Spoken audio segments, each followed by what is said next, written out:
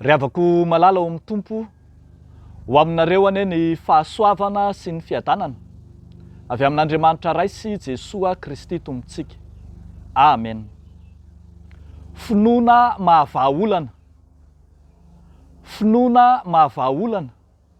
Zany no asongadiny mofinainantsika anio ato amin'ny filazantsara araka amin'ny Matio 7:12, 4:20 hatramin'ny 20. Finoana mahavahaolana.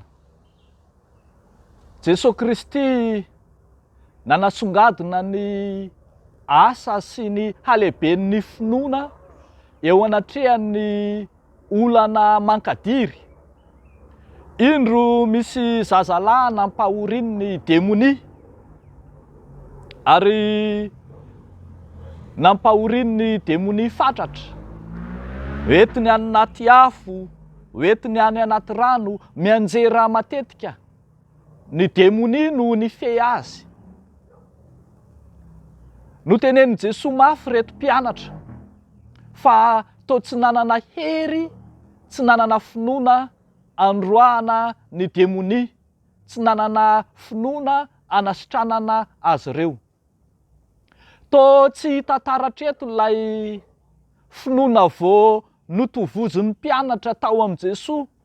Eo ambony dia hitantsika fa niona mivantana tamin'i Jesosy ilay Andriamanitra tany an-tendrombohitra, reto mpianatra reto, nandranto hery, nanovy finoana, finoana velona toa hiakatra any an-danitra mihitsy aza. Kanefa rehefa tojolana goavana toa zary tsy mahefa na inona na inona. Zany no nahatonga an'i Jesosy niteny mafimafy, toa masika mihitsy aza, milaza fa ireo mpianatra ireo dia taranaka tsy mino sady efa nivadika. Zany no anasokajian'i Jesosy ny sokajin'olona tsy manana ny hery ny finoana. Ambara arak'izany ry havako malala fa ny tena finoana dia tsy finoana raisina akory, tsy finoana izay raisi-potsiny na hoe akia, fa marika ny fifandraisana lalina ao amin'Andriamanitra mihitsy. Io fifandraisana lalina amin'Andriamanitra io no ahefana sy ahavitahan-javatra. Ny mifanohatra amin'izay, ny fisalasalana dia tsy ahavitana asa. Ny fisalasalana dia hitantsika eto fa tsy mahavoka-javatra. Tonga tsy manan-kery eo amin'ny asa izay atao ny fisalasalana. Ny finoana kosa nefa, raha vao tonga Jesosy niteny mafy ny demonia, dia hoy ny voalaza hoe sitrana ilay zazalahy tamin'izay ora izay. Rehefa nanontany an'i Jesosy reto mpianatra hoe nahoana izay no tsy nahavita azy, dia nivaly tenin'i Jesosy dia ny hoe noho ny fahakelezan'ny finoanareo, fa raha manana finoana ohatran'ny voatsilampy iray azy ianareo ka miteny amin'ny tendrombohitra hoe mifindray ery, dia hifindra izy ary tsy hisy tsy ho hainareo atao. Ry havako malala ao amin'ny tompo, asongadina eto lay finoana mahavahaolana. Ny ilaina dia tsy ny finoana maro anisa nefa tsy mahefa na inona na inona, tsy finoana tany saina hoy ny ray aman-drenitsika izay. Tsy izany no ilaina, fa finoana enti-miasa. Ty tenin'Andriamanitra ity dia mampirisika antsika mihitsy manao hoe avadio ho asa ny finoana, fa ny finoana tsy tonga any amin'ny asa dia zary maivana, zary toa tsinotsinona, raha tsy tonga mivadika fampiarana. Eny, hita maso mihitsy ny finoana dia tsinotsinona ihany zany. Antsoina ny kristianina rehetra arak'izany.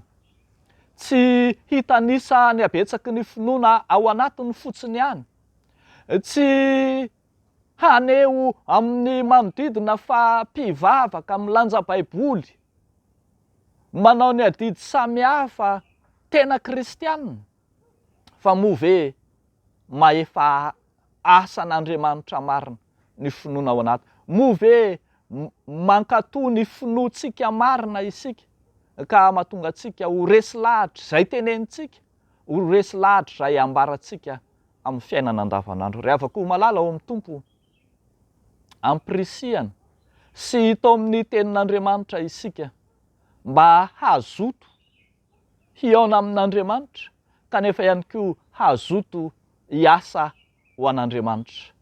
Ity volana ity, raha mandinitsika ny lohahevitra manao hoe iorenana amin'ny finoana ny fanompona, dia ambara fa miara-misalahy amin'ny finoana ny asa ho fahombiazan'ny fitoriana ny filazantsara.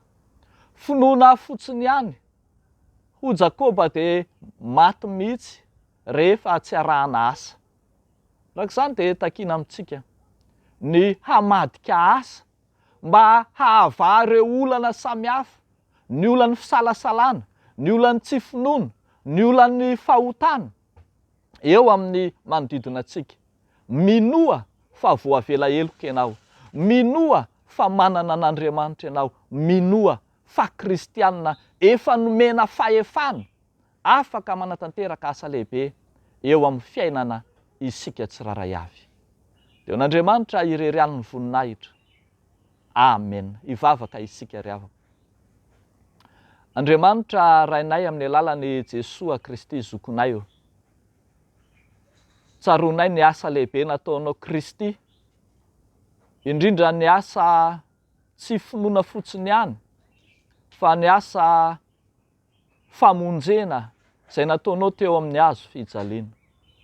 Isaoranay ny anaranao lehibe izay efa naneho ohatra modely ho an'ny kristianina, ary mibaiko fa izay mino anao ny asa ataonao koa no ataony. Ankehitriny ary dia mombay ianao ny asan'ny fiangonana, ny asan'ny finoana, ny asa am-piangonana, eny ny asa fitoriana ny filazantsara. Tahinao ny fiangonana sy ny mpitondra azy rehetra, tahinao ny tetikasan'ny fiangonana rehetra, natohina sakana, natohina hadiriny, natohina hasarotra, dia ny finoana no amahana olana. Areo ianao lay anampy sy hatanteraka ny asa lehibe raha teo. Ataonay amin'ny anaran'i Jesosy izany vavaka izany. Misaotra Tompo. Amen.